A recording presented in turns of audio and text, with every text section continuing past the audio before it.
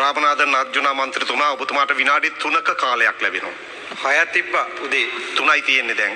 ඔව් මගේ කාලේ සාමාන්‍යයෙන් අඩු වෙනවා. ඒක අපි දන්නවා. මම මේකේ ஹெட்டிங் இவர කරන්නම්.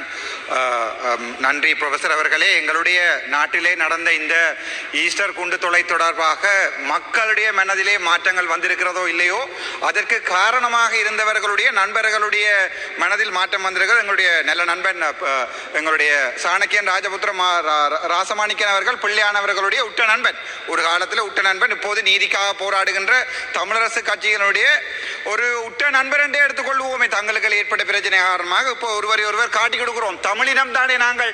ஆகவே காட்டி கொடுப்பது என்பது எட்டப்பன் காலத்தில் இருந்து இன்று வரைக்கும் அது சாதாரணம்.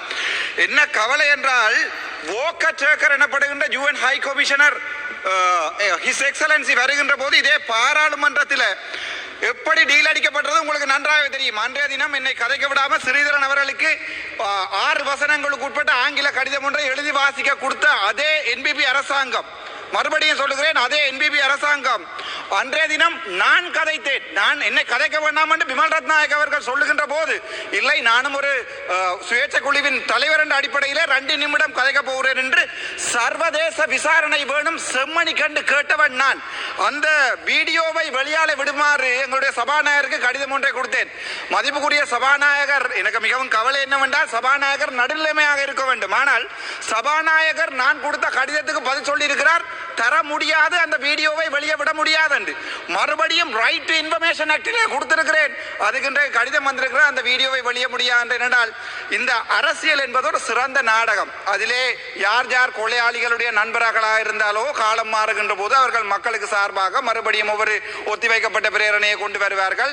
இப்போது பிள்ளையான் சிறையில் இருக்கிறார். பிள்ளையானுக்காக உண்மையாகவே நான் கவலைப்படுறேன். அவருடைய உற்ற நண்பனால் தான் இந்த பிரேரணை கொண்டு வரப்பட்டது. ஆனால் இந்த தமிழரசு கட்சி என்று சொல்லுகின்ற இது ஜேவிபியினோடு அடிக்கின்ற இந்த கீழ்த்தரமான டீல்களினால் பாதிக்கப்படுகிறது எங்களுடைய தேசிய தலைவர் பிரபாகரனுடைய அவருடைய 44,000 அவருக்காக உயிர்நீத்த போராளிகள்.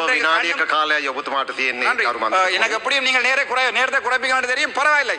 ஆனால் அதே போராளிகள், கண்ணில்லாத காலில்லாத காதில்லாத போராளிகளுக்கு இப்போது நாங்கள் இறந்தும் இறக்காமல் இருப்பவர்களுக்கு செம்மணி போன்ற புதைகுழிகளை தோண்டி கொண்டிருக்கிறோம். அதான் நீங்க நடக்கிறது இங்கே. இது ஒரு சிறந்த அரசியல் மேடை நாடகம். என்னுடைய வாழ்க்கையிலே நான் பார்க்காத சிறந்த அரசியல் மேடை நாடகம் என்பது இந்த பாராளுமன்றம். நாங்கள் இந்த பாராளுமன்றத்தில் கதைக்கின்ற ஒவ்வொன்றையும் நம்புகின்ற எங்கள் தமிழினம் இருக்கும் வரைக்கும், கிழக்கு மாகாண மக்கள் வாக்கு போடுகின்ற வரைக்கும் எங்களுடைய தமிழினம் காலம் காலமாக இவர்களால் கொலை செய்யப்படும், அழிக்கப்படும், செம்மணி போல் புதைகுழிகள் தோண்டப்படும், மூடப்படும். இதில் எந்த சந்தேகமும் இல்லை. எனக்கு என்ன கவலை என்றால் எங்களுடைய ஹர்ஷன நாணயக்காரவும் போலீஸ் அமைச்சரும் சொல்லியிருக்கிறார்கள், இந்த விடயங்கள் தொடர்பாக நாங்கள் கதைக்கும் போது சிஐடிக்கு கூப்பிட முடியாது என்று. அவர்களுக்கு இந்த பார்லிமெண்ட் பிரிவிலேஜ் ஆக்ட் என்பது அவரோட சட்டத்தரணி ஹர்ஷன நாணயக்காரன் என்றவர் ஒரு சட்டத்தரணி. அவர் சொல்லியிருக்கார், என்னுடைய செம்மணி புதைகுழி என்பது அவருக்கு ஒரு ஹியசையாக காதால் வந்த செவிவழி வந்த விடயமாக இருக்கின்றால் என்பிபி ஆடுகிறது, தமிழரசு கட்சி சேர்ந்து ஆடுகிறது, சங்கையும் ஊதுகிறது. சங்கம் இப்போது இல்லை, ஆனால் ஒரு தன்னந்தனியனாக ஒருத்தனாக இந்த பாராளுமன்றத்திலே 6 நிமிடம் நிமிடமாக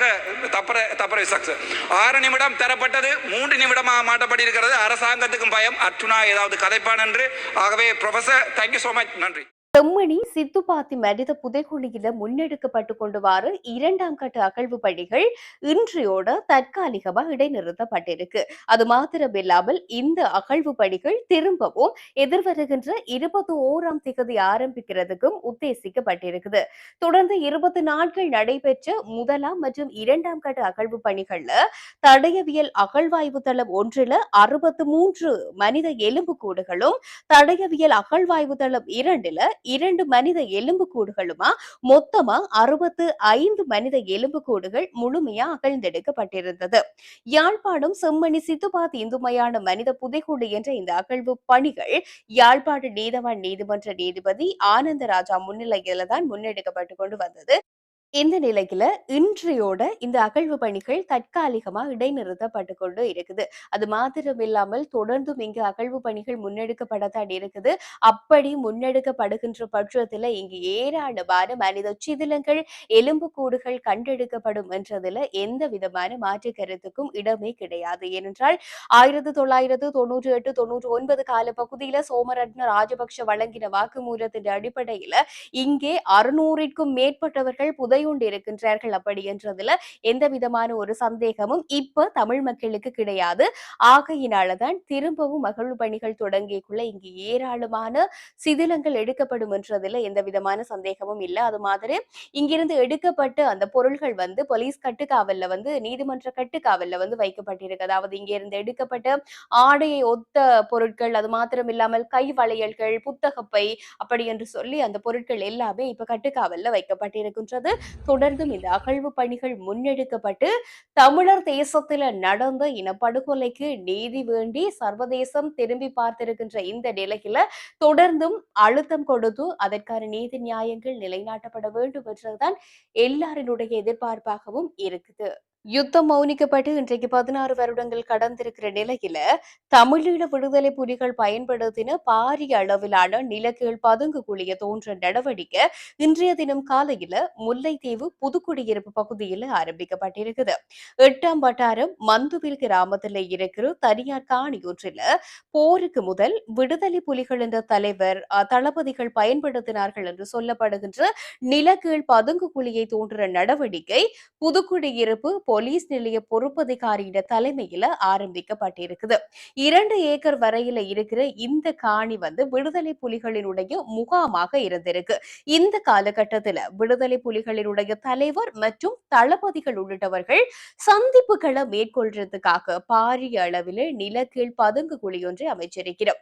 2009ஆம் ஆண்டுக்கு பின்னர் இந்த காணியில கண்ணிவெடி அகற்ற ராணுவத்தினர் இந்த இடத்துல நிலை கொண்டிருக்கிறோம்.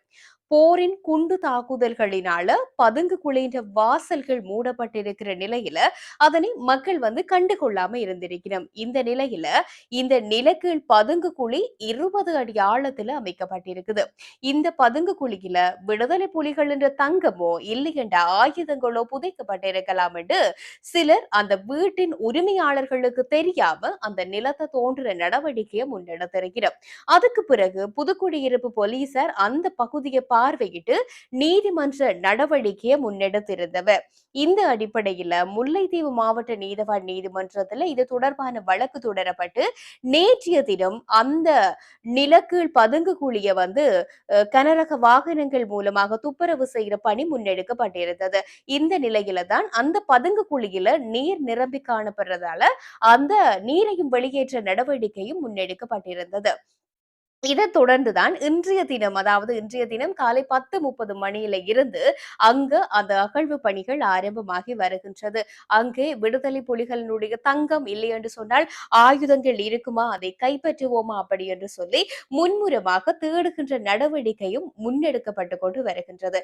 இந்த நிலையில பார்த்தோம் என்று சொல்லி சொன்னால் ஏற்கனவே அங்கே இவர்கள் பல குழிகளை தோன்றி விடுதலை புலிகளினுடைய தங்கம் கிடைக்குமா என்று சொல்லி பார்த்த நிலையில இப்பவும் விடுதலை புலிகளினுடைய அந்த பதுங்கு குழியை இவர்கள் தோண்டுகின்ற நடவடிக்கையை முன்னெடுத்திருக்கிறோம்.